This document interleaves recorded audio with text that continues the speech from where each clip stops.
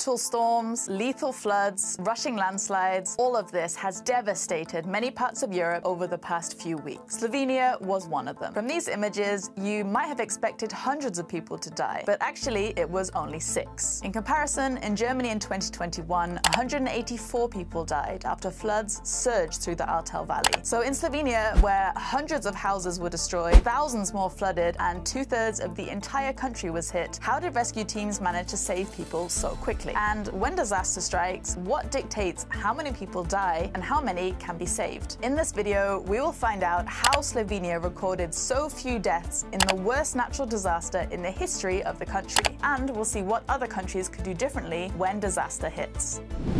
Let's start by zooming in on one of the regions hit worst by the floods. What was that like for people when water started coursing through the villages, destroying roads and cutting off their running water and power? We went to ask some of them. V bistvu jaz sem čez okno ven videla, ko je reka drla mimo hiše.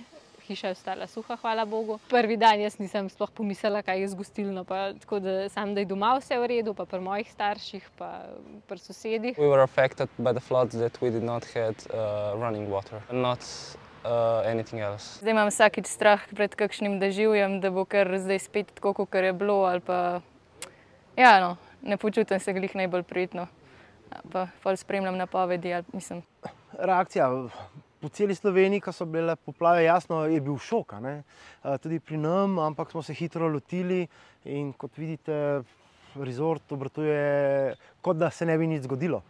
The people we spoke to seemed to react quite pragmatically, even though the loss of life could have been much more extreme. Like it was the case of Ahrtal in West Germany, where, as we mentioned before, almost 200 people died. There were accusations that warnings were not passed on, and one expert described the response as a complete system failure. So how come Slovenia managed to do it better? To understand how this could happen, I spoke to experts and a young volunteer from a rescue team. They told me about 3 main reasons for which Slovenia was well placed to handle this monumental catastrophe. Let's start with reason number 1, disaster subculture. What does this mean? For starters, you should know that Slovenia is a small and mountainous country. Around 15% of the country is prone to flooding, and landslides are a very frequent threat. I talked to Marjan Malesic, who heads the Defense Research Center at the University of Ljubljana. He told me that the frequency of flooding helped form the disaster subculture, where people know how to behave in crises. The subculture in terms that they know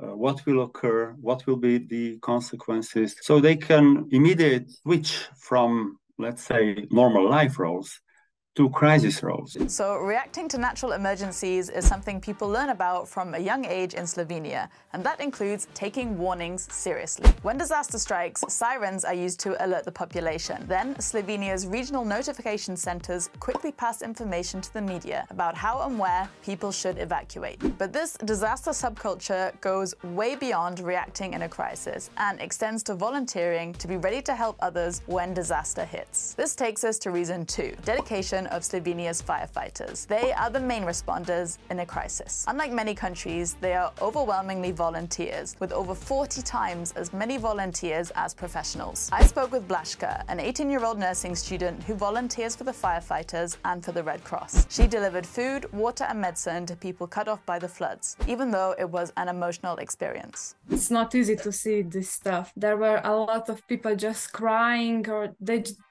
just in disbelief. They were like, oh, am I dreaming? This can't be happening. She was out with a 20-kilo backpack, climbing over rocks to reach people in trouble. But she told me she feels compelled to do it because of how deeply volunteering is ingrained within her and her community. I'm also volunteering firefighter, as are my parents and all of my family. And I just think we were all raised up in a way that if you know that someone needs help, you go and help them. It's not just Blaszka's community. There's also a culture of volunteering for the fire service in the whole of Slovenia. Experts told me that there's a firefighting association in almost every village in the country, and every Saturday or Sunday you can see people of all ages gathering there to train. That makes for a dense network of highly motivated and well-trained people ready to save their own families, friends, and communities. Okay, so we have local firefighter associations full to bursting with volunteers all over Slovenia. We have a population that has a culture of being prepared for disaster, and we have a warning system system that works. But the state also has a role to play in bringing it all together. Domen Tokar works for the state as a coordinator of Slovenia's relief efforts. He told me the government had rescue forces on standby way before the floods actually hit and could call them instantly into action. And that's what happened.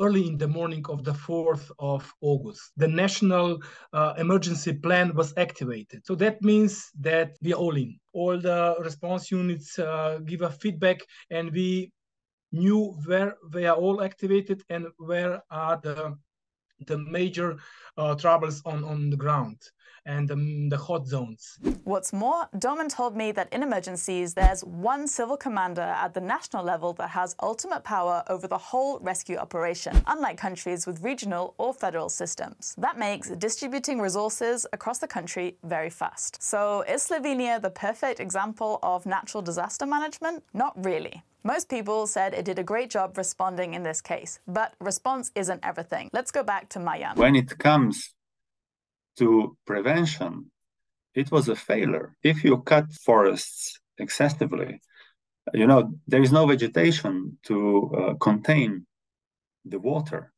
when it rains. Mayan says because too many forests were cut and badly stored timber clogged up the waterways, the rainwater pouring from storms in the mountains had nowhere else to go. So preventing flooding in the first place seems to be Slovenia's weak point. To sum it up, in an age where climate change is causing ever more extreme weather events, putting ever more lives at risk, can other countries learn something from Slovenia? Well, that depends on something that is kind of hard to copy: the dense network of volunteer firefighters and culture of volunteering. What is it like in your country?